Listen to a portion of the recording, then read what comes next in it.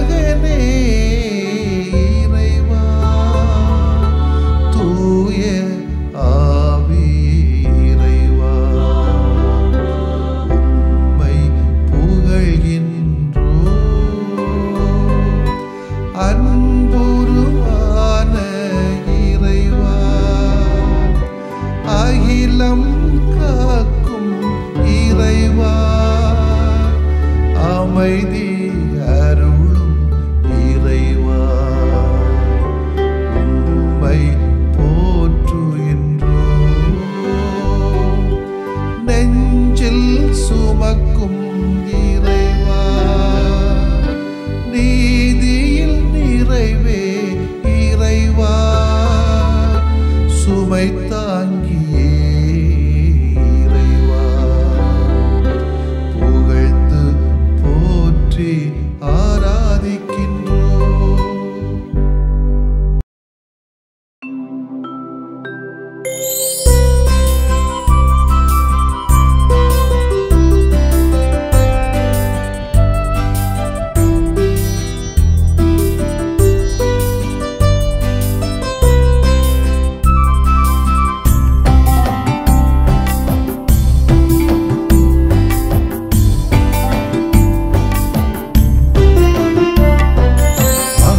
அருளும் தெய்வமே அன்பு நிறை தேவனே அருளுமே அருளுமே அமைதி அருளுமே அருளுமே அருளுமே அமைதி அருளுமே அருளுமே அருளுமே அமைதி அருளுமே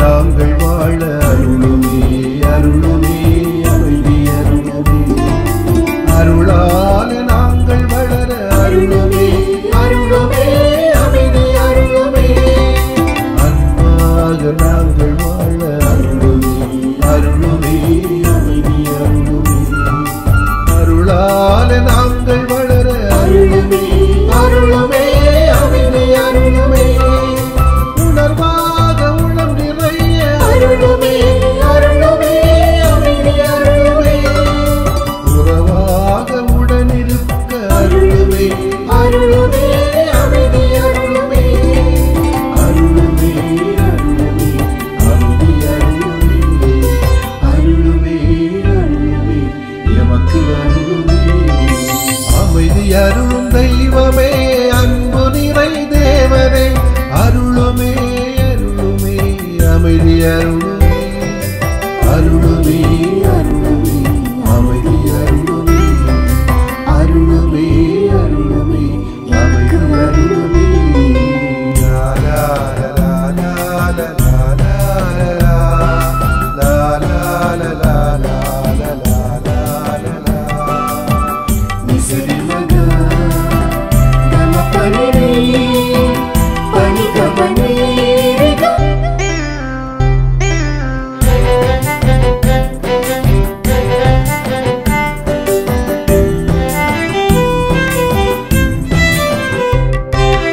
பணிவாலையாம் இருக்க அருளுமே அருளுமே அமைதி அருளுமே பண்பால் நிதம் இருக்க அருளுமே அருளுமே அமைதி அருளுமே பணிவாலையாம் இருக்க அருளுமே அருளுமே அமைதி அருளுமே பண்பால் நிதம் இருக்க அருளுமே அருளுமே அமைதி அருளுமே பாசத்தால் நிறைந்திருக்க அருளுமே அருளுமே அமைதி அருளுமே பயிர்வாலை வாழ்ந்திருக்க அருளுமே அருளுமே அமைதி அருளுமே அருளுமே அருளுமே அமைதி அருளுமே அருளுமே அருளுமே எமக்கு அருளுமே அமைதி அருளும் தெய்வமே அன்பு நிறை தேவனே அருளுமே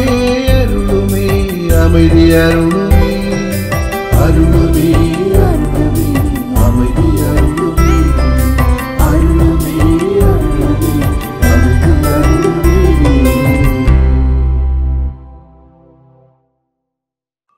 மார்க் எழுதிய நற்செய்தி அலகு 8 இறைச்சற்றுடர்கள் 11 முதல் 13 வரையிலானவைகள். அக்காலத்தில் பரிசேயர் வந்து இயேசுவோடு வாதாடத் தொடங்கினர். வானத்திலிருந்து அடையாளம் ஒன்றை காட்டும்படி அவரை சோதித்தனர். அவர் பெருமூச்சு விட்டு, இந்த தலைமுறையினர் அடையாளம் கேட்பதேன்? இத்தலைமுறையினருக்கு அடையாளம் எதுவும் கொடுக்கப்பட மாட்டாது என உறுதியாக உங்களுக்கு சொல்கிறேன் என்றார். அவர்களை விட்டு அகன்று மீண்டும் படகேறி அவர் மறுகரைக்கு சென்றார். ஆண்டவரின் அருள்வாக்கு. இறைவா உமக்கு நன்றி. கிறிஸ்து இயேசுவிலே பிரியமுள்ள சகோதர சகோதரிகளே, இந்த உலகம் செல்ஃபி எடுக்கிற உலகம்.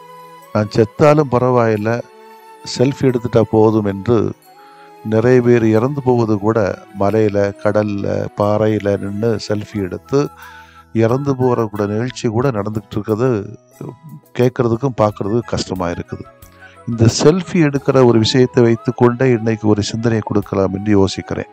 இந்த செல்ஃபி போட்டோல மட்டுமல்ல, செல்ஃபி நமக்குள்ளேயே தன்னை சோதிக்கக்கூடிய செல்ஃபியா இருக்குமா என்பதுதான் என்னுடைய யோசனை. தற்சோதிப்பு, தன் ஆய்வு, அது செய்தால் இந்த உலகம் நல்லா இருக்கு. ஏன்னா அடுத்தவங்கள்ட்ட அடையாளம் கேட்குது, நம்ம அடையாளத்தை பற்றி நமக்கே தெரிய மாட்டேங்குது.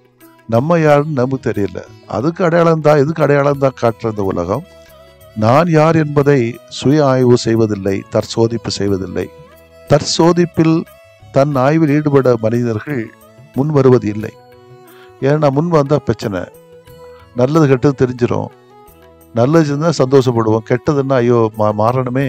எனவே தற்சோதிப்புக்கு நாம் போகிறது கிடையாது. எல்லாருமே அடுத்தவர்களை சோதிப்பதிலே குறிக்கோளாக இருக்கிறார்கள்.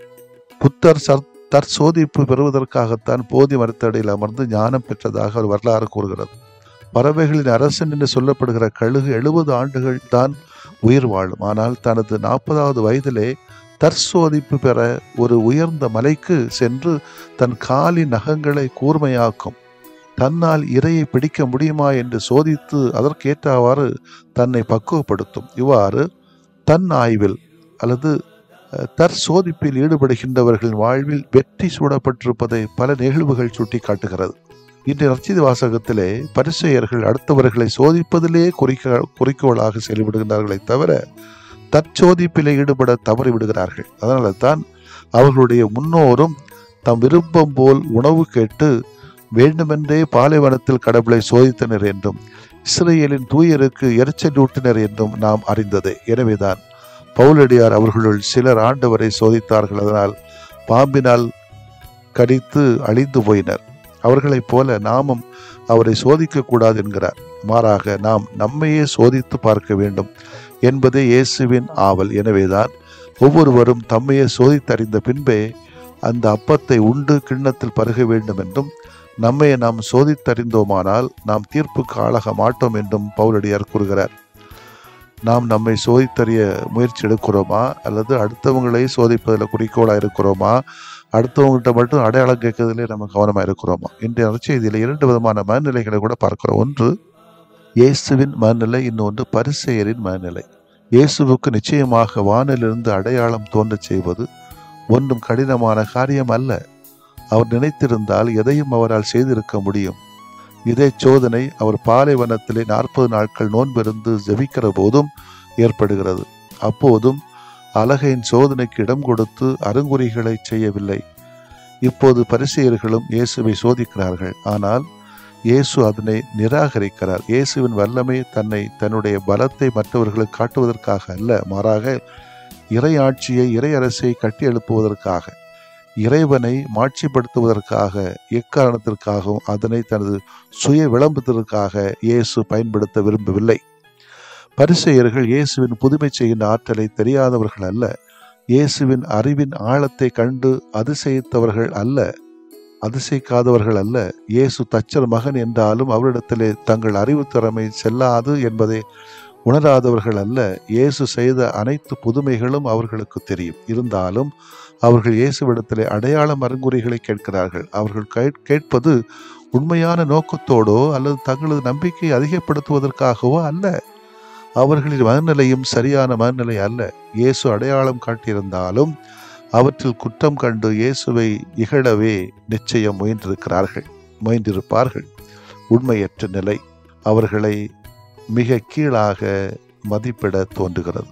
எனவே எதையும் திறந்த மனதோடு உண்மை மனநிலையோடு அறிந்து கொள்ள முயற்சி எடுப்பது மிக மிக நமது வாழ்வுக்கு அவசியம். அப்படிப்பட்ட மனநிலை இன்றைக்கு மக்களிடம் காண்பது மிகவும் அரிதாகிவிட்டது. எல்லார்கிட்டையும் தான், படித்தவங்கள்ட்ட, படிக்காதவங்கள்ட்ட, அதிகாரிகள்கிட்ட, வழிகாட்டிகள்கிட்ட, சாமியாருங்கிட்ட, சிஸ்டர்ஸுக்கிட்ட, பொதுமக்கள்கிட்ட, ஆய்களிடத்தில் எல்லார்கிட்டையும் இருக்குது. இது சுய தேவைகளுக்காக மனசாட்சியை மழுங்கடிக்கக்கூடியவர்களாக மக்கள் வாழத் தொடங்கிவிட்டார்கள். அந்த மனநிலையை மாற்ற நாம் முயற்சி எடுக்க வேண்டும்.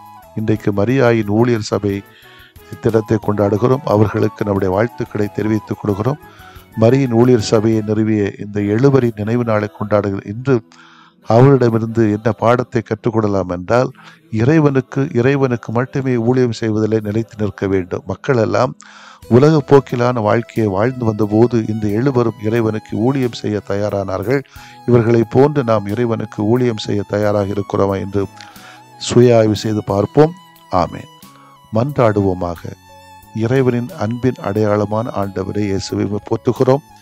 எங்களது வாழ்வில் நிகழ்கின்ற ஒவ்வொரு நிகழ்விலும், நாங்கள் சந்திக்கின்ற ஒவ்வொரு நல்ல மனிதரிலும் உமது அன்பின் அடையாளத்தை கண்டுணரவும், அதற்கான வரத்தை எங்களுக்கு தரவும், அதே வேளையிலே எங்களை நாங்கள் சுத்திகரித்து சுய ஆய்வு செய்து கொண்டு நல்லவைகளை மட்டும் செய்யக்கூடிய ஆற்றலை எங்கள் மத்தியில் உருவாக்கும் ஆண்டவரே. ஆமேன்.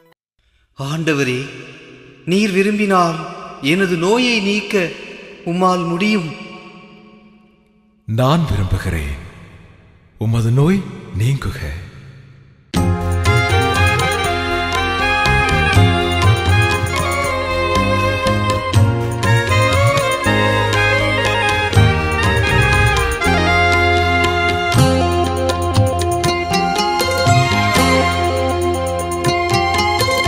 நம்பினேன் ஆண்டவரே நலம் தாருமே, நம்பினேன் ஆண்டவரே நலம் தாருமே.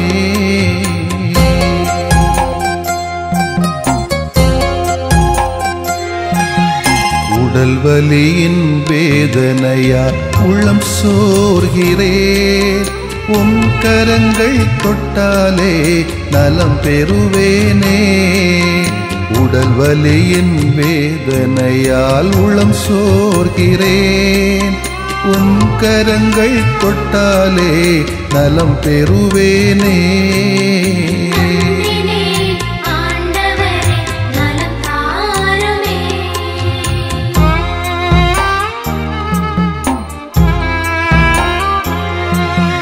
தீராத தலைவலியால் நிலைகுலைகின்றேன், தலைவாவும் பாதத்திலே தலை சாய்க்கிறேன். தீராத தலைவலியால் நிலைகுலைகின்றேன், தலைவாவும் பாதத்திலே தலை சாய்க்கிறேன்.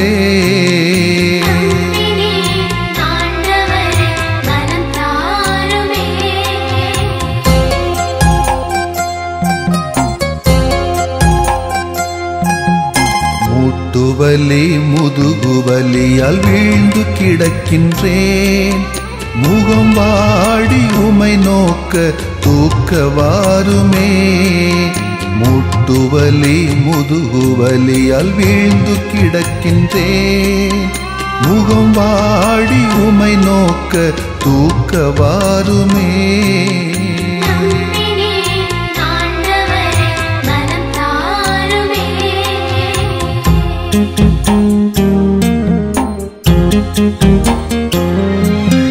நுரையீரல் இதய நோயால் நொந்து தளர்கிறேன், நல்ல தேவா உம் இரக்கம் இறந்து கேட்கிறேன். நுரையீரல் இதய நோயால் நொந்து தளர்கிறேன், நல்ல தேவா உம் இரக்கம் இறந்து கேட்கிறேன்.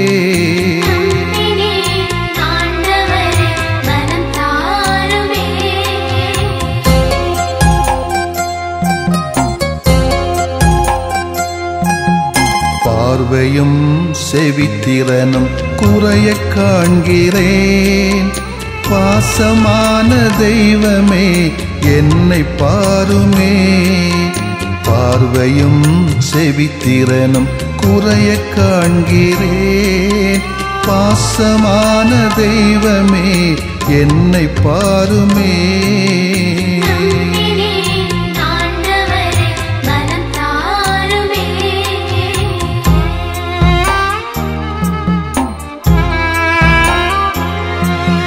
நீரிழிவால் புற்று நோயால் நிம்மதி இழக்கிறேன். நீரேவும் வல்லமையால் குணம் தாருமே. நீரிழிவால் புற்று நோயால் நிம்மதி இழக்கிறேன். நீரேவும் வல்லமையால் குணம் தாருமே.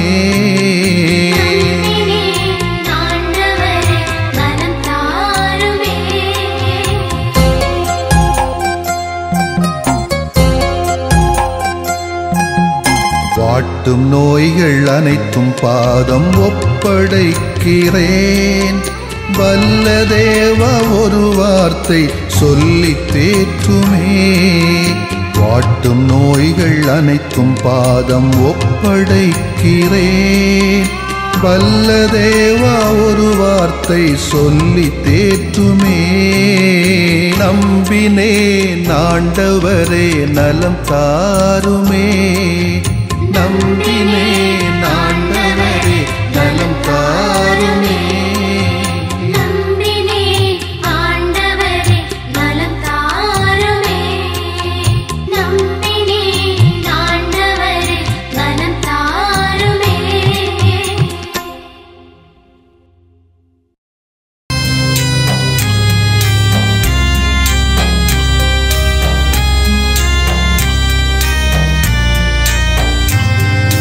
மாண்புயரிவருள்ளடையாளத்தை தாழ்ந்து பணிந்து ஆராதிப்போ. பழைய நியம முறைகள் அனைத்தும் இனி மறைந்து முடிவு பெறுக. புதிய நியம முறைகள் வருக.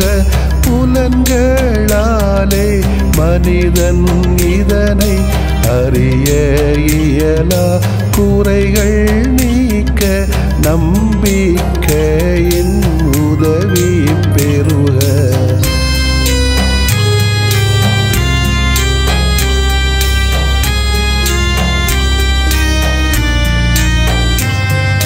தந்தை அவர்க்கும் மகன் அவர்க்கும் புகழ்ச்சியோடு வெற்றியாக்கும்.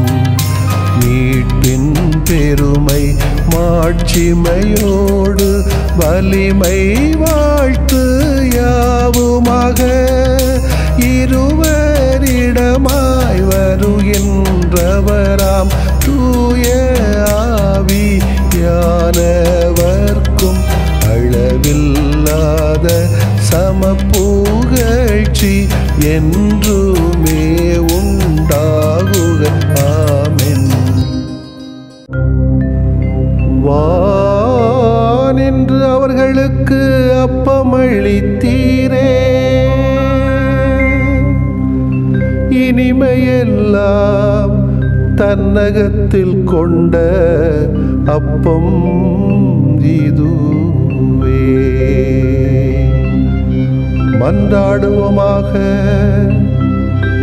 இறைவா, இந்த வியப்புக்குரிய அல்வடையாளத்திலே உம்முடைய பாடுகளின் நினைவை எங்களுக்கு விட்டு சென்றீ.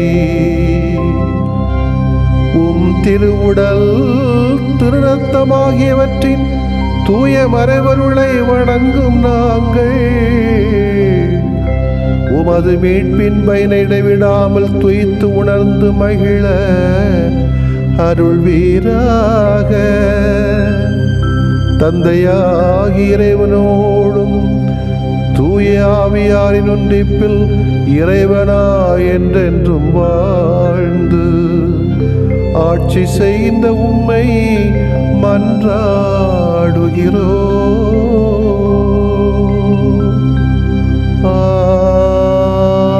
ஆமென்.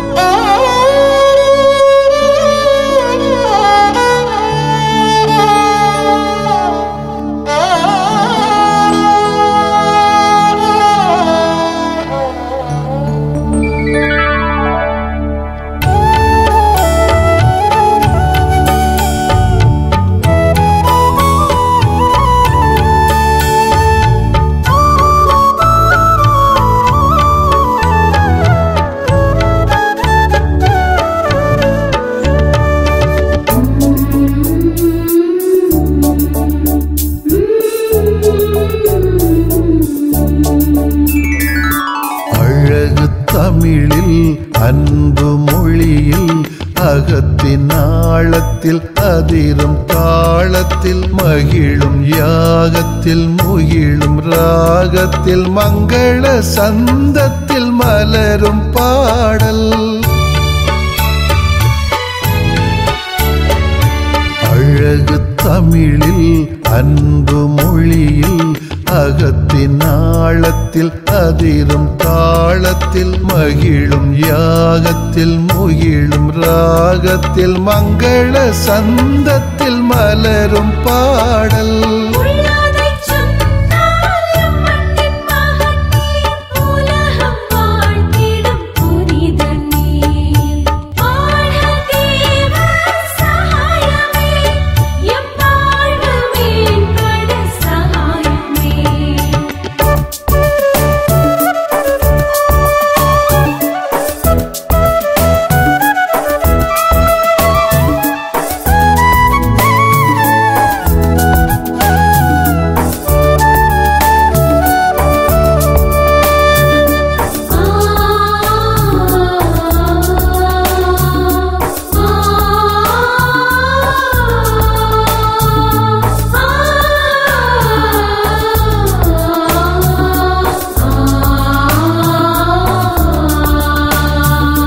கொடையம் வாழ்க்கை பயணத்தில் தடைகள் பலவும் எதிர்கொண்டீர்.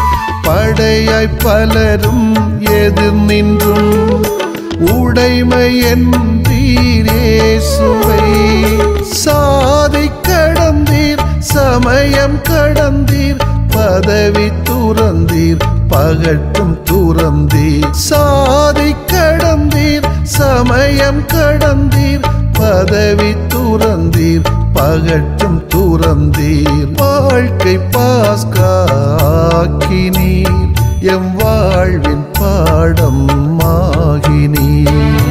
வாழ்க்கை பாஸ்காக்கினீர், எம் வாழ்வின் பாடம் ஆகினீர்.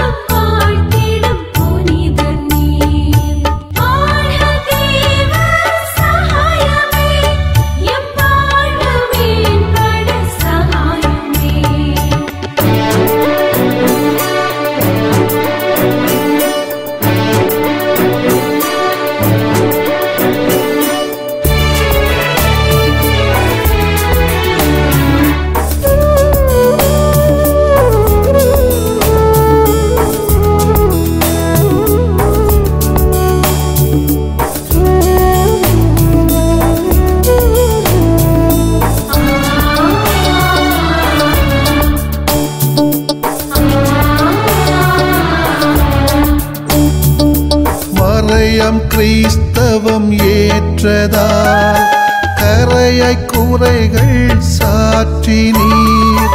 சிறையில் அடைந்தும் சினமின்றி இறையின் அன்பில் ஆழ்ந்தீர். சுற்றம் மறந்தீர், சுகம் மறந்தீர், உடலும் இழந்தீர், உயிரும் இழந்தீர்.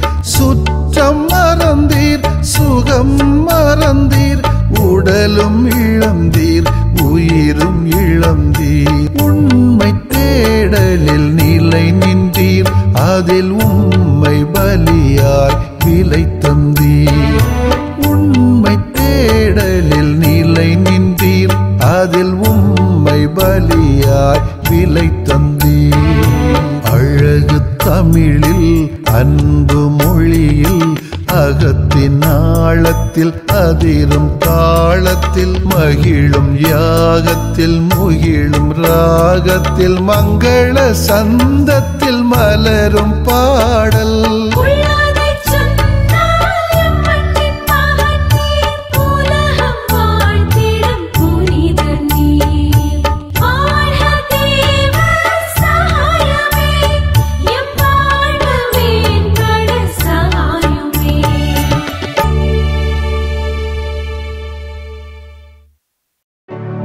நிலையான புகழுக்குரிய தூய இறை நன்மைக்கு எல்லா காலமும் தொழுகையும் புகழும் போற்றியும் ஆட்சிமையும்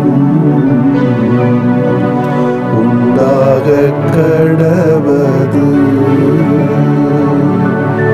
போற்றியும் ஆட்சிமையும் உண்டாக கடவது. தந்தை, மகன், தூய ஆவியாரின் பெயராலே ஆமென்.